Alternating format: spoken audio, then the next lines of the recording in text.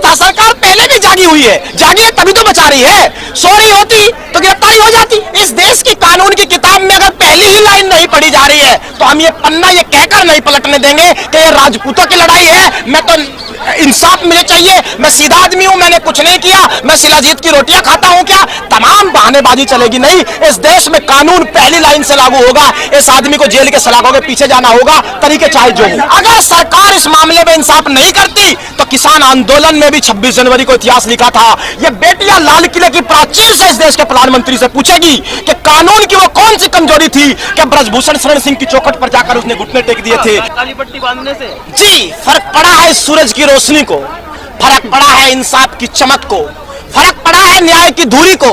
क्योंकि भारत पहली बार, काले दिवस पहले भी प्रोटेस्ट में मनाए गए होंगे, संसद के बाहर न जाने कितनी बार काली पट्टियों का प्रदर्शन किया होगा, लेकिन इतिहास गवाह है पहली बार इस देश में बेटियां काला दिवस मना रही हैं। और अगर इस देश की बेटियां काला दिवस मनाएगी, इस देश की लक्ष्मी काला दिवस मनाएगी, इस देश की रानी लक्ष्मीबाई काला दिवस मनाएगी, तो लगता है कि भविष्य में अंधकार हो जाएगा। इसीलिए तमाम रोशनी आज काली नजर आती है, क्योंकि दरअसल न्याय अधूरा है। और अगर न्याय अधूरा है तो अंधकार तब तक रहेगा जब तक सरकार की चौखट से गिरफ्तारी रूपी रोशनी निकल कर नहीं आती। इसीलिए यह बड़ा सवाल है। अब तो कर्नाटक का इलेक्शन भी निपट गया, अब लगता है सरकार जागेगी।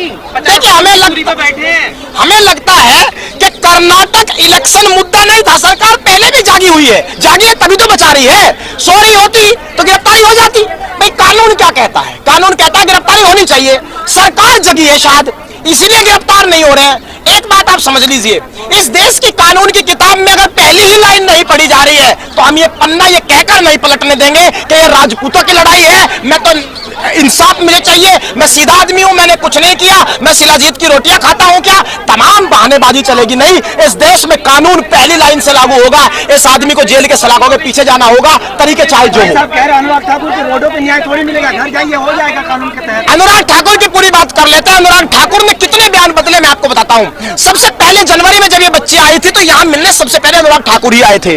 उन्होंने कहा कि इंसाफ मिलेगा, कमेटी कार्रवाई करेगी। जो कमेटी बनी 3 महीने में वही ये भूल गई कि मैं कमेटी हूं। तो जब कमेटी को ही कमेटी याद नहीं रही तो इन बच्चों को दोबारा आना पड़ा। दूसरा झूठ इस देश में अनुराग ठाकुर मंत्री जी ने कहा कि मैंने 12 घंटे खिलाड़ियों से मुलाकात की है, वो प्रोसीडिंग्स जारी कर दे 12 घंटे की। तो ये बात झूठ है, ये साबित हो जाएगा। 2 मिनट को 12 घंटे का नारा आप लगा दोगे, इस बात से काम नहीं चलेगा। तीसरी बात अब वो कह रहे हैं कि कानून कार्रवाई करेगा। कानून क्या है? एक बार मंत्री जी से आप माइक लगाकर ये और पूछाइए, क्या ये सच नहीं है कि कानून यही कहता है कि पोक्सो में FIR होने के बाद गिरफ्तारी होगी? अगर कानून ये कहता है तो जिस देश में सबसे बड़ी पार्टी की सरकार हो, तथाकथित दुनिया की सबसे बड़ी पार्टी, जिसके पास लोकसभा में 302 सांसद हो, जिसके पास समूचे भारत में 1410 विधायक हो, जिसके पास 23 प्रवक्ता हो जो राष्ट्रवाद का गुणगान 24 घंटे टीवी के फर्जी चैनलों पर करते हो, उस वक्त कोई एक व्यक्ति आकर के बता दे कि इस आदमी की चौखट पर कानून आज नतमस्तक क्यों खड़ा है? अच्छा, मोदी जी के एक ट्वीट तक नहीं आ रहे। मोदी जी केरला स्टोरी पे कहते जाके देख लीजिए, बेटी के साथ न्याय हुआ वो। हाँ, यही दुख की बात है कि केरला स्टोरी पर मोदी जी से भी पहले आप थोड़ा सा एक कदम नीचे आओ। Women empower ministry Smriti Irani के पास है, मामला महिलाओं का है। मैडम गई है, फिल्म देखकर बाहर निकल करके कहती है कि सूबे की कोई भी सरकार या सूबे का जिस सूबे का मुख्यमंत्री से बैन करेगा, यह माना जाएगा कि वो महिला हिंसा के साथ है। क्यों नहीं मैडम हम ये मान ले कि आप महिला हिंसा पर कोई बयान दे नहीं रही है, तो आपकी ये चुप्पी, आपका ये समर्थन भी महिला हिंसा के साथ है। इसीलिए आपको कहा जा रहा है कि अगर केरला स्टोरी हर चीज का समाधान है तो चस्पा कर दो संविधान की किताब के ऊपर केरला स्टोरी का एक पोस्टर, जिससे देश का हर समस्या का समाधान हो जाए। तो मोदी जी का ट्वीट नहीं आना किस तरीके से देखते हैं? कोई बयान नहीं है। हम कह रहे हैं कि क्या ट्वीट का मुद्दा है क्या यार? इस देश के ओलंपिक मेडल बेटियों के साथ न्याय के लिए, न्याय की चौखट पर अन्याय हो रहा है, क्या सिर्फ ट्वीट से काम चलेगा? ये ट्वीट से काम नहीं चलेगा। ये बेटियां किसान की बेटियां हैं। इस आदमी को, हमें किसी का ट्वीट नहीं चाहिए यार, हम सस्ते लोग नहीं है। सुप्रीम कोर्ट ने कहा है ना, निचली अदालत में जाए, हाई कोर्ट में जाए, अगर गिरफ्तारी नहीं हो रही है तो कोर्ट से ऑर्डर कराए। फिर देखिए 2 बातें आप समझ लीजिए, एक होता है डिस्पोज्ड ऑफ और एक शब्द होता है डिसमिस्ड। हमारी एप्लीकेशन को जिस तरह मीडिया पेश कर रहा है वो डिस्पोज्ड ऑफ हुई है, वो डिसमिस्ड नहीं हुई। कोर्ट ने कहा कि आपने आपने पेटिशन में इतनी ही डिमांड की थी कि एफआईआर करा दो, हमने आपका काम पूरा कर दिया।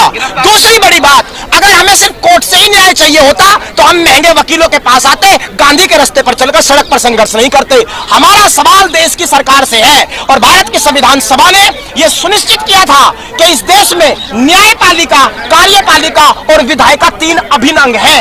तो न्यायपालिका ने अपना काम पूरा कर दिया, बात कार्यपालिका से हो रही है और इसे ये काम करना होगा क्योंकि कानून लागू करने की जिम्मेदारी दिल्ली पुलिस की है और मौजूदा सरकार की है। दिल्ली पुलिस तो अमित शाह के और वो कैबिनेट में अमित शाह मोदी जी कहते इस्तीफा दे दूंगा मैं। सवाल यही है कि इस आदमी को इतनी हिम्मत किसने दी कि अपने कुकर्मों को छिपाने के लिए इसने प्रधानमंत्री के नाम की चादर ओढ़ ली। 3 नाम ले लिए ना जी, उन्होंने 3 नाम लिए, देश के प्रधानमंत्री श्री नरेंद्र मोदी, गृह मंत्री अमित शाह और भारतीय जनता पार्टी के अध्यक्ष जेपी नड्डा। क्या इस देश में कानून की पहचान सिर्फ ये 3 नाम है? तमाम संस्थाएं खत्म हो चुकी है, कोई जांच एजेंसी बची नहीं। क्या नरेंद्र मोदी देश के प्रधानमंत्री होकर अब ये भी जांच करेंगे कौन आरोपी है कौन नहीं? मैं मानता हूं उन्होंने ये बयान दिया था कि कपड़े देखकर हम आरोपी पहचान लेते हैं, लेकिन ये सवाल कपड़े देखने से काम नहीं चलेगा। जांच एजेंसी को अपना काम करना होगा और ब्रजभूषण शरण सिंह को सलाखों के पीछे डालना होगा। लेकिन क्या ब्रजभूषण शरण सिंह का इस्तीफा या गिरफ्तारी से इन बेटियों को सम्मान मिल जाएगा? जो बेटियां यहाँ पर आज इतने दिनों से बैठी हैं, सिर्फ गिरफ्तारी और इस्तीफे से इन बेटियों का सम्मान वापस आ जाएगा, क्या लगता है? मैडम, सलाखों के पीछे जाने से कानून की वो किताब खुलना शुरू करेगी जो आज तक बंद है। लेकिन ब्रजभूषण शरण सिंह तो इस पूरे प्रदर्शन को ही राजनीतिक मुद्दा बता रहे कि कहीं ना कहीं विपक्ष इस पूरे प्रदर्शन को साल 2024 के चुनाव के लिए इस्तेमाल कर रहा है। मैडम देखिए, महिलाओं के सम्मान में देश दोबारा आया है, पहले 2011 में भी आया था। उस स्थिति पर जरा गौर कीजिए। उस स्थिति में 2011 में जो आज सत्ता में है तब ये विपक्ष में थे। निर्भया के लिए जब ये लोग निकले थे, क्या ये राजनीति कर रहे थे? अगर निर्भया के मामले में ये लोग राजनीति कर रहे थे, बेटियों के मामले में अगर सड़क पर आना राजनीति है, तो फिर हम राजनीति ही कर रहे हैं, लेकिन हम बेटियों के सम्मान में अलग जगाते रहेंगे। और ये लो जो यहाँ से आज जली है तब तक जलती रहेगी जब तक हर बेटी को क्या नहीं मिलेगा, इंसाफ नहीं मिलेगा। ये अगले साल ओलंपिक है तो क्या लग रहा है? हाँ, ओलंपिक से पहले एक बात और पे आ जाओ, बहुत काम की बात याद दिला दी भाई। परसों का इंडियन एक्सप्रेस आप पढ़िए, इस देश की सरकार ने बड़ी घोषणा की है। उन्होंने कहा कि 2024 में 26 जनवरी रिपब्लिक डे के दिन महिलाएं ही सिर्फ परेड में शामिल होगी। तो भाई ये 3 महिलाएं हमारी भी है, ये खिलाड़ी भी है और ये परेड भी अच्छी जानती है। अगर सरकार इस मामले में इंसाफ नहीं करती तो किसान आंदोलन में भी 26 जनवरी को इतिहास लिखा था।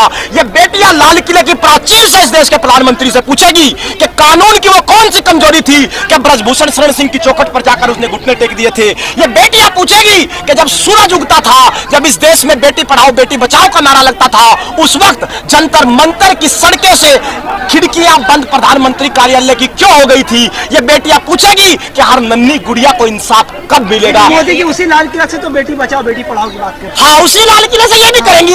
इस बार दोनों बातें ठीक होंगी। क्यों? क्योंकि दरअसल वुमेन्स का प्रोग्राम है, महिलाएं सम्मिलित होंगी और ये भी महिलाएं आमने सामने रहेंगी। जी बिल्कुल। तो किसान आंदोलन में 700 से ज्यादा मरे थे, पहलवानों को ही मरना पड़ेगा क्या? देखिए, किसान आंदोलन में 750 से ज्यादा शहादत हुई। देश ने पहली बार ऐसा देखा है कि इस देश में कोई आदमी किसानों के ऊपर जीप से रौंद सकता है। एक बात आप जीन लीजिए, जब तक इंसाफ नहीं होगा, शहादत एक छोटी चीज है उस गुड़िया के लिए, उस छोटी बच्ची के लिए जिसकी आंखों में हिम्मत इंसाफ की लो जलानी है। वो छोटी बच्ची शायद जानती भी नहीं होगी कि जंतर मंतर की किसी धरती पर तेरे लिए लड़ाई लड़ी जा रही है। उसके लिए अगर शहादत भी हो जाए तो सस्ती है, लेकिन उसे हिम्मत और न्याय दिला कर जाएंगे। आंदोलन की भी अक्सर है जी, ब्रजभूषण के समर्थक के रोड पे आ गए। हाँ, अब सुन लो बात। 2 बातें हैं इस मामले में। जो सवाल आपने पूछा ब्रजभूषण सिंह के समर्थक का, उनका कहना है जी मेरे पास इतने समर्थक हैं जंतर मंतर घेर लेंगे। बिल्कुल लेके आओ। वो कह रहे जी ट्रैक्टर हमारे पास भी बहुत है, ट्रैक्टर तो ले आओ, क्योंकि एक कहावत है कि वो मेरी पीठ में पीछे से खंजर तो घोपेगा, नजर मिलाएगा तो मुझे कैसे मारेगा। ट्रैक्टर तो आ सकता है, लेकिन वो बेटियों के खिलाफ, इंसाफ के खिलाफ, बच्चियों के खिलाफ चलेगा कैसे? ड्राइवर को कह रहे यहाँ पे टुकड़े टुकड़े गैंग की एंट्री हो चुकी है, शायद नाग वाले आ चुके हैं। हम एक बात आप समझ लीजिए, मैंने पहले भी इस बात का जिक्र किया है। देखो, हमारा हो रखा है ट्यूशन पूरा। क्यों हो रखा है और बता देता हूँ आगे क्या होगा। किसान आंदोलन में यही काम होते थे। पहले खालिस्तानी खालिस्तानी खालिस्तान दो, कौन पता नहीं पागल आ जाता था। हमने कहा भाई पुलिस को पकड़ो, हमारा क्या मतलब खालिस्तान से। फिर आ गए हिंदू राष्ट्र दो, हमने कहा भाई पकड़ो, हमारा क्या मतलब हिंदू राष्ट्र से। फिर क्या हुआ, अचानक से कुछ लोग आ गए, सड़क खाली करो, हम तो बिजी हैं, हमें दिक्कत होती है। पत्थरबाजी हुई किसानों के ऊपर, यहाँ पत्थरबाजी भी हो सकती है। ये सारे हथकंडे पहले फ्लॉप हो चुके 13 महीने में। हमें पता है आगे क्या क्या होना है, क्योंकि हमने ट्यूशन पूरा कर रखा है 13 महीने की डिग्री लेके। तो इन चीजों से हम घबराते नहीं, हमें पता है कितने हथकंडे अपनाए जाएंगे। आज आंदोलन जीवी भी है, कल शायद फिर खालिस्तानी कहे जाएंगे, कल फिर पाकिस्तानी कहे जाएंगे। हो सकता है कोई आकर के बेचारा ये भी कहते ब्रिटेन से फंड लेके बैठे हैं। क्या सरकार करना चाहेंगे आपसे मुद्दे को साल 2024 के चुनाव के लिए इस्तेमाल कर रही है, क्योंकि कहीं ना कहीं किसानों के आंदोलन पर भी सरकार झुकी थी, लेकिन एक वक्त का इंतजार किया था। तो क्या लग रहा है कि महिला ये जो खिलाड़ी हैं, इनके प्रदर्शन को भी कहीं ना कहीं भुनाने की कोशिश की जा रही साल 2024 के चुनाव के लिए? मैडम, तपती धूप में गर्म सड़क पर अगर इन बेटियों के पैरों में छाले पड़ जाएंगे, उसके बाद अगर सरकार ने इंसाफ दिया तो उस इंसाफ की हिम्मत क्या बचेगी, वजूद क्या बचेगा, ये एक सवाल है। तो यानी कि साल 2024 में कहीं ना कहीं भाजपा को बाहर कर देगी जनता, अगर अभी भी इन बेटियों को इंसाफ नहीं दिया है सरकार ने तो? मैडम, 2024 में वोट बाद का विषय है। पहला विषय यही है कि इस देश के प्रधानमंत्री जनता के बीच में अपने माथे पर यह नोटिस चस्पा करके कैसे जाएंगे कि मैंने इस देश की बेटियों को दांव पे लगाकर ब्रजभूषण शरण सिंह को बचा लिया। आखिरी सवाल, ब्रजभूषण कह रहे हैं अगर मैं दोषी पाया जाऊं तो मुझे फांसी में चढ़ा दीजिए, वो डंके की चोट पर कह रहे हैं मीडिया में। डंके की चोट पर क्यों कह रहे हैं, कारण जानो। क्योंकि वो ये कह रहे हैं भाई ना तो मैं जेल में जाऊंगा, ना कानून की किताब खुलेगी, और मेरे ऊपर तो 84 FIR थी, आज तक तो कोई फाइल खुली नहीं, ना ये खुलेगी। इसलिए कुछ भी कह लो भाई, जेल में जाओ, फास्ट ट्रैक कोर्ट सरकार तुम्हारी है, बैठाओ 8 दिन में दूध का दूध पानी का पानी। और एक काम और कर दो, इन बच्चों ने नार्को टेस्ट की मांग की है इस देश में। महाभारत में जब द्रौपदी को धृतराष्ट्र ने स्वीकार नहीं किया और कहा कि समाज के खिलाफ है, 5 पतियों के साथ एक महिला नहीं आ सकती, तो सबसे पहले द्रौपदी ने कहा था कि मैं अग्नि परीक्षा के लिए तैयार हूं। एक बात ध्यान रखना, इन बच्चों ने अग्नि परीक्षा की बात कही है, अगर वो आदमी फांसी पे लटकना चाह रहा है उससे पहले वो अग्नि परीक्षा दे दे, नार्को टेस्ट करवा ले और खुद ही आकर के कह दे बात ही खत्म हो गई। शुभम मलिक ने मीडिया से बात करते हुए धरना का और आंदोलन के रुख को साफ साफ बताया कि हम ट्रेंड हैं, ट्यूशन ले चुके हैं किसान आंदोलन से। सुना आपने शुभम मलिक को। सियासत कहाँ नहीं है, चौखट से पनघट तक, चाय की अड़ी से बाजार की बैठक तक, अकेली जिंदगी से भीड़ की जमघट तक, हर जगह सियासत और हर किरदार सियासी है। सड़क से संसद तक चहकती सियासत तो कहीं उदासी है। यह सियासत किसी पर हुकूमत चलाती तो किसी के चरणों की दासी है। हम आजाद लोकतंत्र की इस श्रृंखला सियासत की बदकही में सुनेंगे सियासत के सतरंगी किरदारों के अतरंगी किस्से।